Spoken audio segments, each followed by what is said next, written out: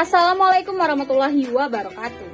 Kembali lagi dengan saya Dina Fitria dengan NPM 254120068 dari program studi S1 Akuntansi.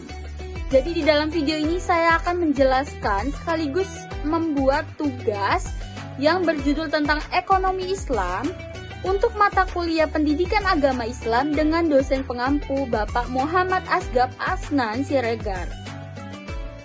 Jadi, ekonomi Islam adalah cabang ilmu pengetahuan yang berupaya untuk memandang, menganalisa, dan akhirnya menyelesaikan permasalahan ekonomi dengan cara-cara Islam atau dengan cara-cara yang didasarkan atas ajaran Islam, yaitu berlandaskan Al-Quran dan Sunnah Nabi. Adapun definisi-definisi menurut para ahli, yang pertama ada maknan. Ekonomi Islam adalah ilmu sosial yang mempelajari masalah ekonomi masyarakat yang diilhami oleh nilai-nilai Islam. Lalu, Kursidi Ahmad menekankan, ekonomi Islam adalah suatu upaya yang sistematik untuk memahami masalah ekonomi dan perilaku masyarakat dalam perspektif Islam. Sidik menekankan ekonomi Islam adalah tanggapan para pemikir Muslim atas berbagai tantangan ekonomi. Dalam hal ini didasarkan pada Al-Quran dan Sunnah di samping alasan dan pengalaman. Lalu yang terakhir ada Hasnus Zaman mengekangkan, ekonomi Islam adalah suatu ilmu dan penerapan suatu syariah yang melindungi ketidakadilan dalam kaitan dengan upaya pencapaian kesejahteraan manusia dan pelaksanaan ibadah kepada Allah Subhanahu wa Ta'ala. Lalu, adapun tujuan ekonomi Islam. Yang pertama ada meningkatkan ekonomi lebih makmur, yang kedua ada menciptakan ekonomi yang adil dan merata, yang ketiga ada mewujudkan perekonomian yang stabil, yang keempat ada mewujudkan perekonomian yang serasi, yang kelima ada mewujudkan perekonomian yang menjamin kemerdekaan produksi, dan yang terakhir ada menciptakan ekonomi umat yang mandiri. Prinsip atau nilai dasar ekonomi Islam: tauhid, keadilan, kenabian, mat'at atau hasil, sidik atau jujur, amanah atau dipercaya, fatona atau cerdas, dan tablik atau menyampaikan. Adapun lembaga-lembaga ekonomi Islam yang ada di Indonesia, seperti Bank Umum Syariah, Asuransi Syariah, Lembaga Gadai, BMT atau Baitullah Mal wa Tamil, dan Pasar Modal Syariah. Adapun struktur gambar perbankan syariah seperti gambar teks berikut. Apa sih yang dimaksud dengan bank syariah itu? Jadi, bank yang melaksanakan kegiatan usaha secara konvensional atau berdasarkan prinsip usaha syariah, yang dalam kegiatannya memberikan jasa dalam lalu lintas pembayaran. Adapun prinsip syariah, Pasal 1 Butir 13 Undang-Undang Nomor 10 Tahun 1998. Prinsip syariah adalah aturan perjanjian berdasarkan hukum Islam antara bank dan pihak lain untuk penyimpanan dana dan atau pembiayaan kegiatan usaha dan kegiatan lainnya yang dinyatakan sesuai dengan syariah. Ada 5 prinsip bank syariah, yaitu prinsip bagi hasil atau murharobah. Yang kedua ada prinsip penyertaan modal atau mustaharokah. Yang ketiga ada prinsip jual beli barang dengan memperoleh keuntungan atau murabahah. Yang keempat ada pembiayaan barang modal berdasarkan prinsip sewa murni tanpa pilihan atau jihrah. Dan yang terakhir ada pilihan pemindahan kepemilikan atas barang yang disewa dari pihak bank oleh pihak lain, atau ijarah wa itikna. Dan adapun peran bank syariah. Bank syariah turut berperan dalam menunjang pembangunan ekonomi bangsa Indonesia, terutama melalui upaya peningkatan peranannya pengusaha muslim dalam perekonomian nasional dan bertindak sebagai katalisator sebagai pengembang lembaga-lembaga keuangan syariah di Indonesia. Bank syariah juga memiliki fungsi. Pertama ada manajer investasi, bahwa bank syariah tersebut merupakan manajer investasi dari pemilik dana yang dihimpau karena berdasar kecilnya pendapatan atau bagi hasil yang diterima oleh pemilik dana yang dihimpau oleh tergantung pada keahlian, kehati-hatian, dan profesionalisme dari bank syariah. Lalu ada jasa keuangan. Bank-bank Islam juga menawarkan berbagai jasa-jasa keuangan lainnya untuk memperoleh imbalan atas dasar agensi kontrak atau sewa. Contohnya meliputi letter of grant, wire transfer, letter of credit, dan lain sebagainya.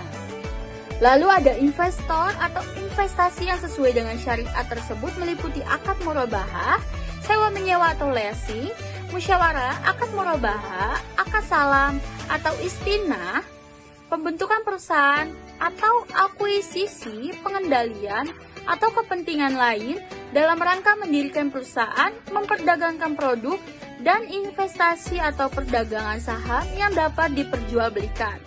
Dan yang terakhir ada fungsi sosial. Konsep perbankan Islam mengharuskan bank-bank Islam memberikan pelayanan sosial apakah melalui dana qard atau pinjaman kebajikan atau zakat dan dana sumbangan sesuai dengan prinsip-prinsip Islam.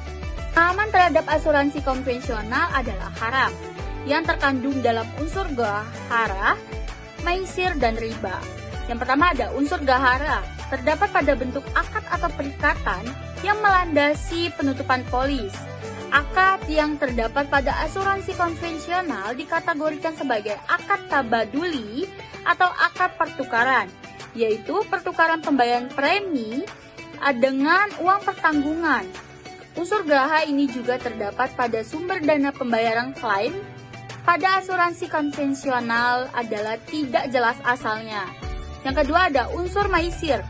Terjadi apabila peserta asuransi atau pemegang polis membatalkan kontraknya pada masa revising period. Ia tidak akan menerima kembali uang yang telah dibayarkannya kecuali sebagian kecil saja atau biasanya kurang dari 5%. Yang ketiga ada unsur riba. Terkandung dalam melakukan usaha dan investasi yang menggunakan sistem bunga, terutama oleh bank-bank konvensional dan fund manager companies. Definisi pegadaian syariah atau RAHN menjadikan suatu benda berharga dalam pandangan syara sebagai jaminan hutang dengan kemungkinan hutang tersebut bisa dilunasi dengan barang tersebut atau sebagiannya saja. Adapun rukun dan syarat-syarat pegadaian di syariah seperti berikut ini. Adapun pengertian Baitul Mal wa Tamwil atau BMT, menurut Hasan dan Hasan Hali, adalah lembaga keuangan mikro yang dioperasikan dengan prinsip bagi hasil atau syariah, menumbuh kembangkan bisnis, usaha mikro dan kecil dalam rangka mengangkat derajat dan martabat serta membela kepentingan kaum fakir miskin. Ditumbuhkan atas dasar perkasa dan modal awal dari tokoh-tokoh masyarakat setempat dengan berlandaskan pada sistem ekonomi yang salam yaitu keselamatan atau berintikan keadilan, kedamaian, dan kesejahteraan. Adapun menurut Heri Sudarso, BMT yaitu lembaga yang mengarah pada usaha-usaha pengumpulan dan penyaluran dana yang non-profit seperti halnya zakat, infak, dan sodako. Nah, berikut ini adalah fungsi-fungsi dari BMT.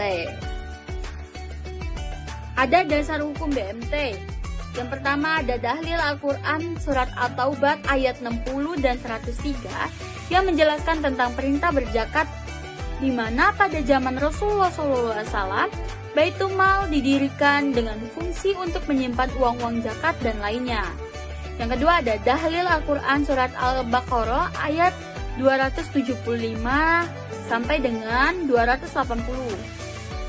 Oke, berikut ini adalah konsep-konsep dasar pasar modal syariah. Lalu penjelasan yang terakhir tentang prinsip pasar modal syariah. Yang pertama ada pembiayaan dan investasi pada aset atau kegiatan usaha yang halal, spesifik dan bermanfaat dan dilakukan dengan bagi hasil. Yang kedua ada uang adalah alat bantu pertukaran nilai.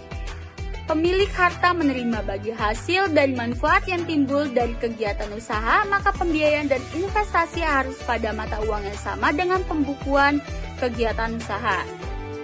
Yang ketiga ada akad yang terjadi antara pemilik harta atau investor dengan pemilik usaha atau emitter dan tindakan maupun informasi yang diberikan pemilik usaha serta mekanisme pasar. Tidak boleh menimbulkan keraguan yang menyebabkan kerugian.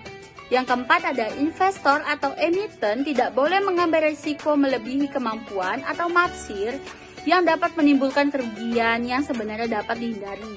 Dan yang terakhir ada investor, emiten maupun bursa dan self-regulating organization lainnya tidak boleh melakukan hal-hal yang menyebabkan gangguan yang disengaja atas mekanisme pasar, baik dari segi penawaran atau supply, maupun dari segi permintaan atau demand.